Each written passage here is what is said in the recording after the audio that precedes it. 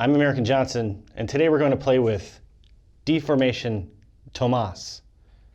I think it's going to be my new favorite toy.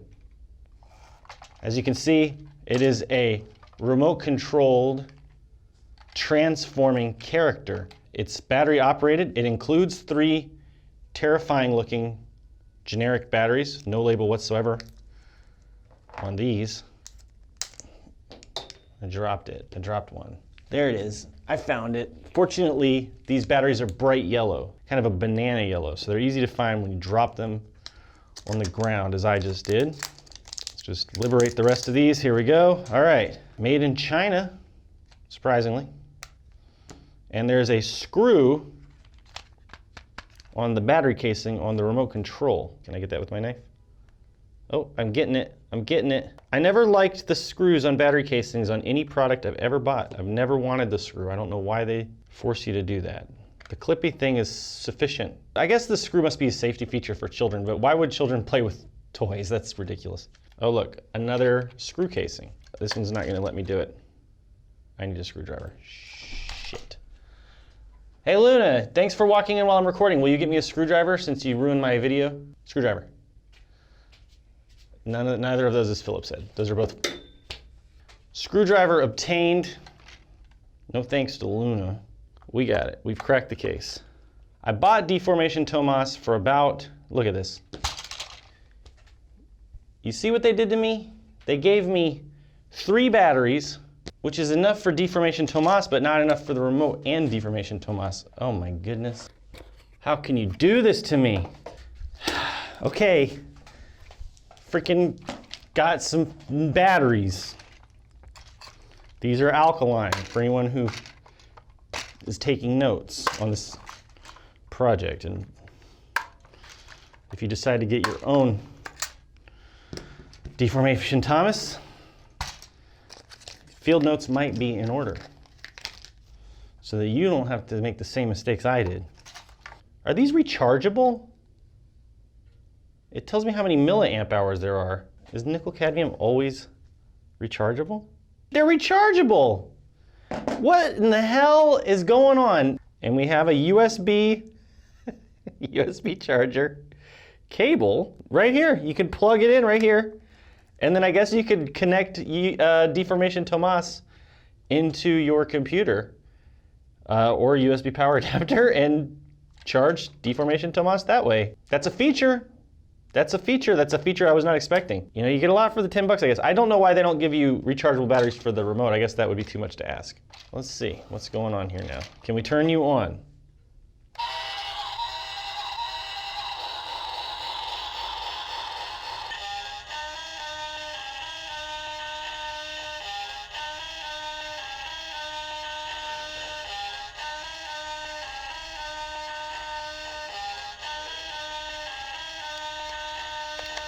All right, Deformation Tomas, this is enough. I don't think it ever shuts up. These batteries are dead, so I'm gonna have to go find 2 more batteries. Ow. These batteries might not be dead. I'm gonna try them again. I think these work differently than I expected. Let's see. Yeah, these are fine. These batteries are fine. Do you see the red? When you push the buttons, there's a red light. There's no on-off button. So I thought that, see, it says power, and there's a button. I thought that was a power button. It's not a button at all. It's nothing. That's a nothing button. It's a lie. Get ready for the very obnoxious sounds of Deformation Tomas. Oh my God. Oh my God, it's so fast.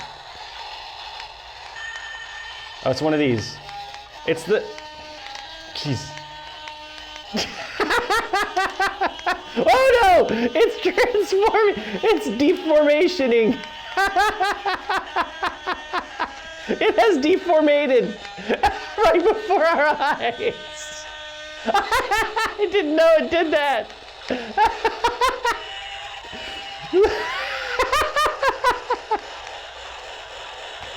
Oh God, I gotta show this to Luna. Luna, hi! Okay. All right, shh, don't tell Luna that, come here. What? I'm terrible. No one cares, come on. This is Deformation Tomas. Have you met Deformation Tomas before? Never ever. Okay, I'm gonna show you how Deformation Tomas works. Do you wanna operate him? How? These two buttons do nothing, they're lies. Mm. But these two buttons control him. So one goes forward and one goes back. Oh, what is this? Nothing. That's a lie button. It tricked me too. All right, here we go. We're gonna turn Deformation Tomas on and you're gonna see what happens, all right? Cool. Okay. Go, go, go. Keep going, keep going. You gotta go. You gotta go a lot. Keep going. Oh no, the batteries are dying?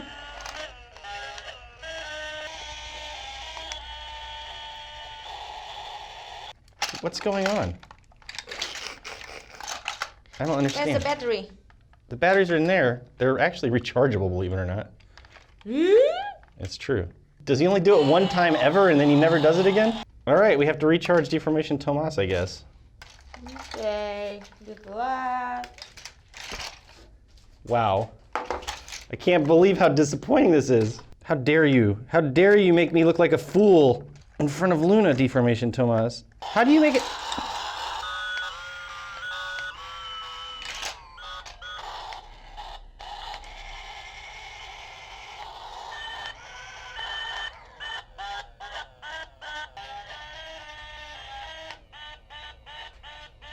He needs like a bass drop. Sample that. Somebody's got to sample that.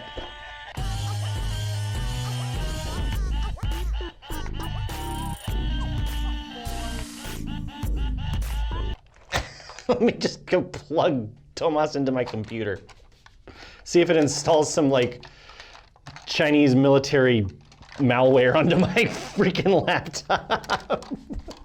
I thought better of plugging Deformation Tomas into my laptop. I am afraid that I will get hacked by the People's Republic of China elite Deformation Tomas cyber warfare department. It's charging. It's got a red light to show you that it's charging.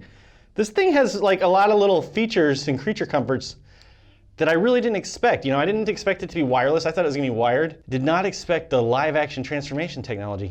I knew it would be my favorite toy. Now, let's talk about something that's very sad about Deformation Tomas. If you want to buy Deformation Tomas and you live in like the United States, then I have some bad news for you.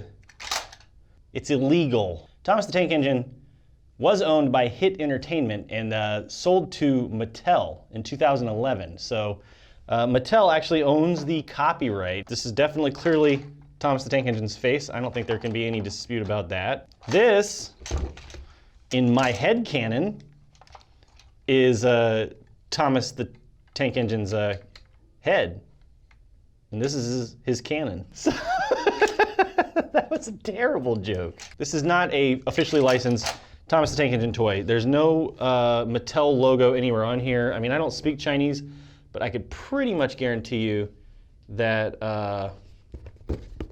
this is not an officially licensed Mattel product. And if you tried to import this into the United States of America, you can get in a little hot water for copyright, you know, counterfeiting, licensing, infringement bullshit. And to me, that is a crime in itself because this is an amazing toy. It's an object that I'm so happy that this exists. You saw the joy in my eyes when we first saw Deformation Tomas deformate into Thomas the Tank Engine together. Oh no! It's transforming! It's deformationing! I want to buy one for everyone I know. You know, I'd love to give this as a gift. Christmas is coming up just down the pipeline. I'd love to buy one of these for all my friends and family members. But in the United States of America, that would be illegal activity. And that's what we're talking about today. We're talking about copyright, patents, licensing, and why they suck, because they do suck. The capitalist interests of the world want to rob us of our Deformation Tomases, but you can rip my Deformation Tomas from my cold, dead hands. I poo-poo your copyright licensing laws. You try to sell this in the USA, you're going to be in some hot water. You're going to have the Mighty Morphin Power Ranger folks coming after you. You're going to have the Transformers people coming after you. You're going to have, of course, Big Thomas the Tank Engine. Those powers, they're going to be coming at you hard. If you're thinking of importing a Deformation Tomas into the country, you know, you're taking a risk. okay? I have made a video before in the past about how I think that capitalism severely harms the arts and the sciences, and a lot of that has to do with copyright and patent law and all of the restrictions that come along with that. Now, a lot of people are, it sounds counterintuitive if you're not familiar with leftist anarchist sort of ideology. It sounds counterintuitive. I'm an artist myself. I make videos myself. And so, most of the artists and photographers that I know back home in the United States who are, more on the liberal side of things, they're actually very jealous about copyright. I know a lot of photographers who, they get very upset when they see people using their photographs without permission. There was a long period of time in my life when I would have felt the same way, where, if I made a video or something, I would have been very upset to see somebody else using it. And to some extent, I guess that still holds true because we do live in a capitalist society, and my only method of income, I'm a full-time YouTuber. So, if some corporation or if somebody was taking advantage of and exploiting the work that I was doing within the capitalist system that we live in right now, and they were taking my videos and putting them on another YouTube channel and monetizing them and, taking that money, yeah, I guess I'd be upset about that. But only because we live within the system that we live in right now. But I think we could live in a better world and build a better system, an anarcho-communist system that would be much less prohibitive in terms of intellectual freedom. Let's talk about the Wright brothers. Let's talk about the Wright brothers. What does it mean when we say that they invented the airplane, and who were the Wright brothers? What kind of people were they? I never really thought that much about the Wright brothers my entire life until recently when I started reading about them a little bit. They're actually very fascinating people. They come from a pretty progressive family, actually. They both, when they were printers, they started out their careers, building their own printing press machinery, and they helped some prominent black writers get published and print their own books and that sort of thing. And this was back in the 1800s. Their father supported the suffragettes and marched in suffragette protests to try to fight for the women's right to vote in his 80s. So, I feel like the Wright brothers were probably pretty good people, probably decent people at heart, based on the cursory information I've read about them. But they lived in a hyper-competitive capitalist world. Essentially, the Wright brothers built their airplane in secrecy because they didn't want anybody else to kind of steal their ideas. So the Wright brothers used a lot of information that they got basically freely from institutions like the Smithsonian.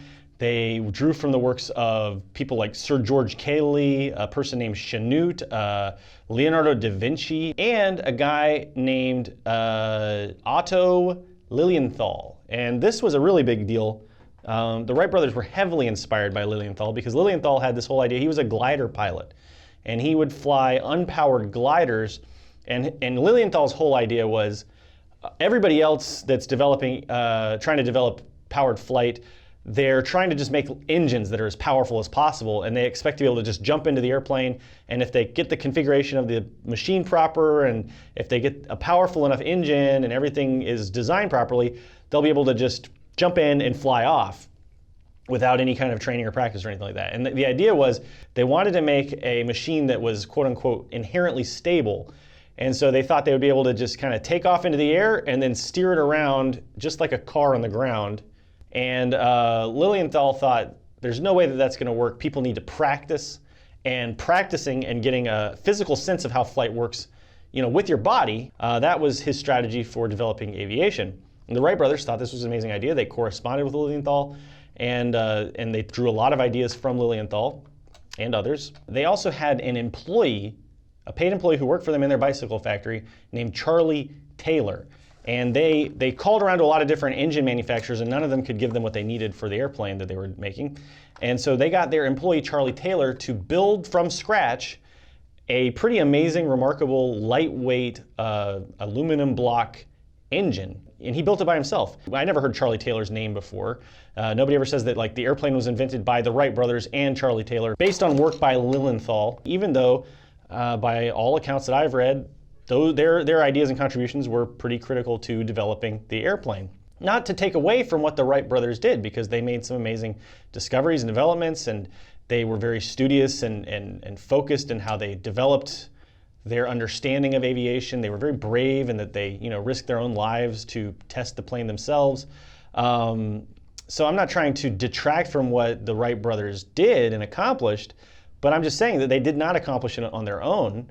There was a lot of work done before them, and simultaneous to their work, there was a lot of development being done, and they couldn't have done it on their own. If they just went outside one day and said, let's build an airplane, they would never have been able to do it. They had all this other information, all these other resources, all these other collaborators that they were working with that enabled them to make the airplane. After they finished developing the airplane, it's actually very interesting. They kept the design secret for years, and a lot of people, like in Europe, called them liars. They called them like bluffeurs, which means like liars. And they basically thought that the Wright brothers were totally fabricating this whole thing, that they'd made a controllable powered flying machine. And the reason that the Wright brothers were so intent on keeping it a secret was because they didn't want other people to like copy their ideas. Now, you can kind of understand this. The Wright brothers did invest a lot of time and money and energy and effort and emotion into designing this airplane, and they wanted to, earn some money back for it. So you can kind of understand that they lived in this capitalist society, they worked very hard on something, and they wanted to be compensated for it. But as they were developing the airplane, as they were doing all this stuff in secrecy, and then after they developed it, they were the whole time completely stressed out by the whole concept of having to keep all this stuff secret. So they also had a lot of stress related to people trying to kind of steal their intellectual property. One of their most bitter patent disputes was with a guy named Glenn Curtiss, who was working with the team to develop a model of airplane called the Aerodrome, which interestingly enough was originally developed by the Smithsonian Institute, which had given the Wright brothers a lot of information earlier when they were still trying to kind of conceptualize their flying machine. But anyway, Curtiss infringed on their most important patent. So remember how I was talking about how early aviation developers thought that they could just steer an airplane kind of horizontally level like this? The Wright brothers realized that they needed to be able to bank the planes like this. And the Wright brothers figured that out, and the way that they developed the machine to do that was they actually deformed the wings. So they would, the wings would sort of crumple and they would move like that. Now Curtiss, after seeing the Wright's flying machine work and realizing how it worked, developed an alternative method of doing the same thing called an aileron, which is what is actually used in an airplane today. And those are just kind of these flaps that move to make them be able to roll into the turns. But what matters is they had a very long, drawn-out battle in the courtrooms over the intellectual property. Now Wilbur Wright, who was kind of the leader of the two brothers, he was definitely the one that was kind of more business savvy, the one that was sort of leading the charge. Wilbur was incredibly stressed out by this, and he hated having to deal with it, but he was the one who primarily had to deal with it. After battling these fights in the courts over the patents for the flying machine for years, he remarked that he was very, very sad that they'd spent all this time worrying about the patents, and he said, I wonder what we could have developed if we were spending all that time researching and developing our airplane instead of worrying about these patents. And I wonder the same thing. I also wonder what would have happened if Curtiss, who was pretty smart, Glenn Curtiss was a smart person, developed the development of the ailerons was a good enough idea that it's what they use in airplanes today. It was obviously a superior idea. If the Wright brothers and Curtiss and all these other people could have worked together openly and freely, it really does make you wonder how much more quickly aviation technology could have advanced, and it makes you wonder how many lives might not have been lost. In fact, the Wright brothers intentionally did not improve their design in various ways, which directly led to a lot of deaths that could have been avoided if they did improve their design. The reason they didn't improve their design was because they were worried it would affect their ongoing patent disputes. So for instance, a lot of pilots died because the Wright brothers mounted their engines behind the wings, behind basically the pilot, which crushed the pilots beneath them in crashes. It was quickly realized that putting the engines in front of the airplane would be much safer, because then, if you get into a crash, the lighter part would land on the pilot, and it's much less likely that it would crush them to death. But they didn't improve it because they were worried about the patent debacle that they were embroiled in. Sadly enough, this would ultimately basically kill Wilbur Wright. He was so stressed out by all of this having to go around the world dealing with these patent disputes that a lot of people believe that the reason he died of typhoid fever was because of the stress and the toll that it was all taking on his body, on his health. And it basically, having to worry about intellectual property, not only killed a lot of pilots because of the lack of development and improvement on airplane designs because of patent disputes, it also killed Wilbur Wright, one of the two primary inventors of the airplane, because of all the stress that produced. Now let's talk about Taylor Swift. You see a theme emerging? Taylor Swift, Wilbur and Orville Wright, Deformation Tomas, they all have stuff in common. We are building a comprehensive narrative. We're going on a patent and copyright and intellectual property adventure together with some very colorful characters. But before we continue with the tale of Taylor Swift, stand by for this brief message. Soon, we will have leftist hoodies, patches, and other cool new stuff in our web store. We design and print these ourselves with small, family-owned and unionized companies in Vietnam. It's pretty cool stuff. If you want to pre-order in time for the holidays, email us at AmericanJohnson@gmail.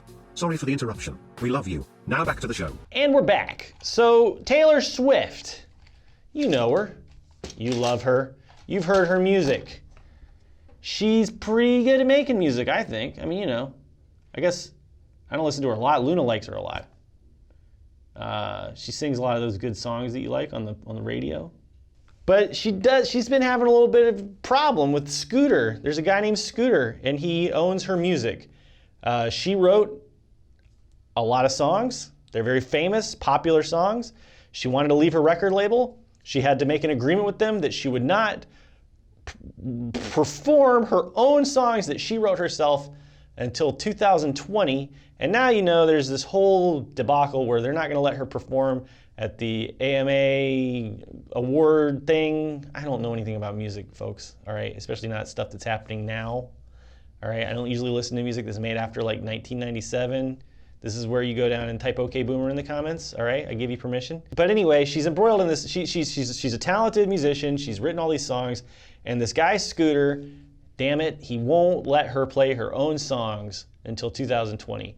And you read I've read a lot of articles about this that are saying things like, oh, Taylor Swift's in the wrong here, according to the law, she, can't perform, she signed an agreement and she has contracts and blah, blah, blah, blah, blah, blah. But that pisses me off. I can't stand the thought that there is a artist who wrote a song and she cannot perform it in front of other people because of fucking intellectual property, copyright, patent laws. It makes me sick. It really does. I can't imagine if I made a video or if I wrote something and then, somebody else took ownership of that and took it away from me forever, and then that happens to people. I mean, it's very possible if I made the wrong kind of contractual agreement with somebody, I could lose the rights to all of my puppet characters that I use in my puppet shows.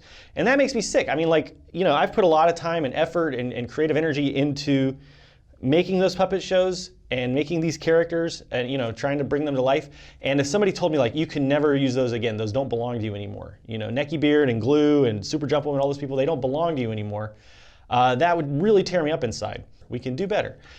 We shouldn't have the society where if somebody gets inspired by my puppet shows and makes their own puppet shows, I shouldn't be able to go and sue them for being inspired by my content or doing their own spin on my content. And at the same time, I should never be in a situation where I can't perform the characters that I developed or play music that I wrote. I mean, the whole idea that you can take an idea and own it. You can own an idea. It makes absolutely no sense. It's completely unintuitive. So I had a conversation with a comrade named the Conquest of Dread a few weeks back on the subject of art on my show, The Slowdown, which is a panel show where we talk to different leftists from around the world. But we were talking about art, and the Conquest of Dread is a tattoo artist. And if you think about tattoos, right, this is a great example that really highlights the ridiculous contradiction, the contradictory nature of trying to own intellectual property. It actually is a fact that in a lot of sports games, there are sports players who have, logos or other kind of sort of copyrighted material tattooed on their bodies, and in the sports games they will change the tattoo designs to something that's much more generic looking because they don't want to get in trouble for infringing on copyright. And that's just bizarre to me because, you know, when you get a tattoo on your body, it becomes a part of your body. It is part of your body now, you know? It's part of your appearance. It is your likeness, right? And so to say that, like, okay, well, we have to change the way that this person looks because one of the features of how they look belongs to a corporation, that's creepy and disturbing and disgusting to me, and it should be disgusting to anybody. So yeah, a tattoo is very visibly part of somebody, you know, it becomes literally, physically part of somebody, but I think that a song that somebody writes is no different. You know, if I wrote a song, there's a very strong, intimate connection between a person and the art that they make. You know, whenever I make a video or I put a lot of work into something like this, it's a part of me. It is an extension of who I am in a very real, meaningful way. And the idea of somebody else owning that art that I've produced really upsets me. Now, this might seem contradictory, right? Because here I'm saying that artists must be able to own and be able to perform and carry forward that relationship with the art that they produce. And yet I'm also saying that other artists should be able to iterate on their work or take their work and modify it or do something else with it. So that gets us into the idea of, let's talk about fan fiction a little bit. So Sarah Zed has done some really great videos on fan fiction as it pertains to Harry Potter and Twilight and a few other authors out there. It's a really, really great video. I'll put a link in the description. But the long story short is there are some authors who have great issue with having people write fan fiction about their works. And they think that it's some kind of insult. They feel like something's being stolen from them when somebody takes, you know, characters that they've developed and makes their own version of that with like fan fiction. I think that that is a very sort of arrogant, self-aggrandizing form of denial, because every author, every artist, everybody draws inspiration from other works. It is impossible to develop anything on your own. Pyotr Kropotkin talks about this a lot, very eloquently in The Conquest of Dread. I will read a passage now. Millions of human beings have labored to create the civilization on which we pride ourselves today. Other millions scattered throughout the globe labor to maintain it. Without them, nothing would be left in 50 years but ruins. I've used that in a video before. And then put a link in the description. It probably already is one because it's the Art and Sciences one I talked about at the beginning of the video. You can watch that if you want. There's not even a thought or an invention which is not common property born of the past and the present. Thousands of inventors, known and unknown, who have died in poverty have cooperated in the intervention of each of these machines which embody the genius of man, humans, right? All humans of all genders. I'm updating Kropotkin a little bit, make it a little bit more current, you know, with contemporary gender theory. So the point Kropotkin's making here is that thousands of people work, and most of them without ever getting any credit for it, to develop ideas. There's a great story, I don't know where I picked this up, but it's just kind of, it might not even be true. I think it's true, but even if it's not, it illustrates the point.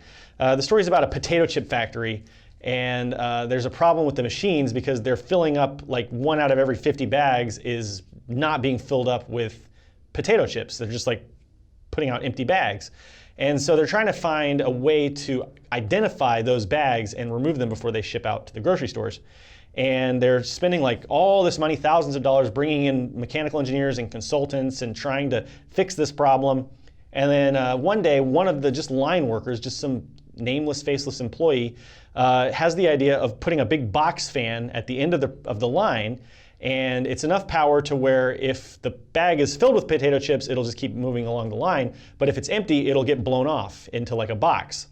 And this just, you know, this one individual just solved that problem. And I think all of us, perhaps to lesser, maybe to greater extent, have had similar situations where we have been in a workplace, we've been faced with a problem that nobody else could solve, and we came up with a solution for it. I know that's happened with me many times. I've also run companies where my employees have come up with solutions to problems and have developed ideas that have really helped build my own companies, right?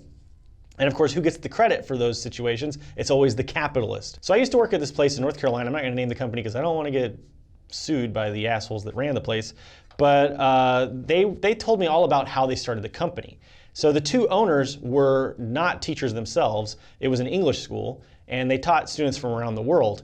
But when they first started the business, they weren't teachers themselves, so they hired a teacher who had a lot of experience teaching English as a second language. And this teacher at her previous schools had learned all about how successful English schools in the United States make money. And the way they do that is by primarily working with foreign governments that have scholarships and other programs that bring students into the United States and foot the bill.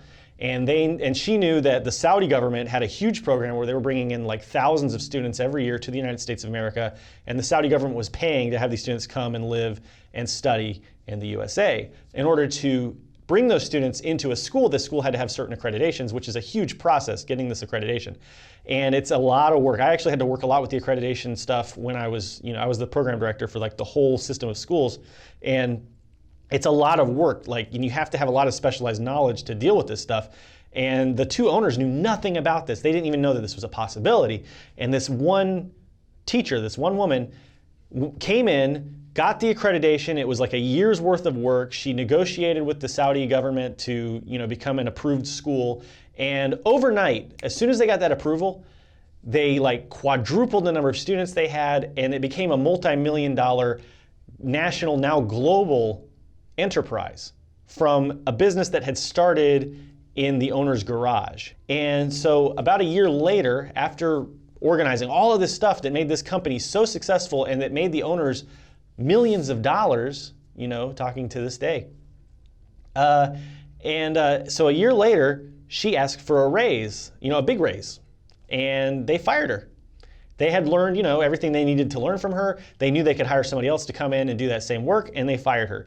And that was the end of that relationship. So here we have a situation where one person has all these great ideas, comes into the company, builds into this multi-million-dollar business, doesn't even get a raise when she asks for it, gets fired when she asks for it, and the owners take all the credit, they get all of the rewards, and that's the way capitalism works. Whoever owns the company, whoever owns the means of production, stands to gain everything. And then the workers that put in all of their time and come up with all of this idea, these ideas, and bring all this passion, energy to the table, which so many employees do, they get shit. They get shit. We get shit. The capitalists own it all, and we get whatever they decide to share with us. And then they get treated as, oh, I'm a job creator, oh, I've done all this great stuff. It's really sickening and disgusting. We can do much better. This also brings to mind the whole situation with self-driving cars right now. I think it's very similar to the situation with the Wright brothers, except that now instead of a bunch of individuals developing stuff, we've got all these huge corporations developing this technology, and we have people getting killed. And presumably, these companies are keeping the data and the information and the techniques they're using to develop self-driving cars pretty much top secret. Just like with the space travel that's happening under private hands, between Jeff Bezos and Elon Musk, they have a lot of secret intellectual property, they have patents, they have things that are preventing progress. I want to live in a world where two scientists or two artists can come together and they could build something together without having to worry about infringing on each other's patents. I think we can build a society like that. I have a series called How Would Anarchism Work in Real Life? And I talk a lot about how we could build that kind of society. That's the kind of society I want to live in. I also want to live in a society where artists have as much license and free range to come up with whatever wild, wonderful ideas that they can. Like Deformation Tomas here. I don't know if this has been enough time for you to charge Deformation Tomas, but I would like to hear from you again. Let's see. Sounds strong. Oh yeah, oh yeah. Very strong. Oh yeah. Here we go.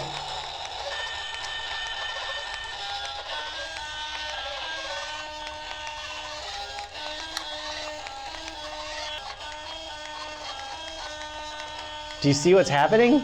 Yeah, he's moving down. Think about what life could be like if we got rid of private property. And when I say private property, if anyone's ever, this is a side note, you probably know this already, but in case you don't, private property, those are the means of production and intellectual property, that kind of thing. We're not talking about personal property. We're not talking about your deformation Tomas. No communist wants to come and take your personal deformation Tomas or your car or your house from you.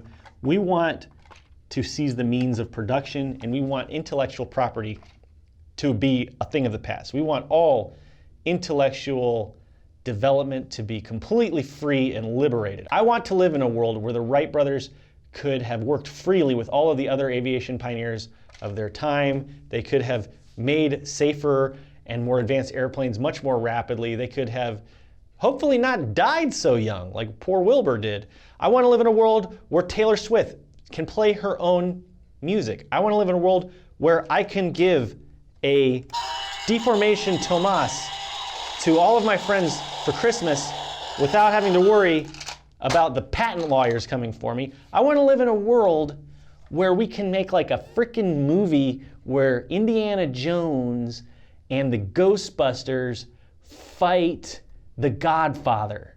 I want to live in that world. I want to live in a world where we can create things together as human beings based on the principles of mutual aid. I want us to work together and to collaborate in ways we haven't thought possible for hundreds of years. I want to live in Deformation Tomas's wonderful, wonderful world. I'm American Johnson. This is NonCompete. This is Deformation Tomas, and we will see you next time. Take care of each other.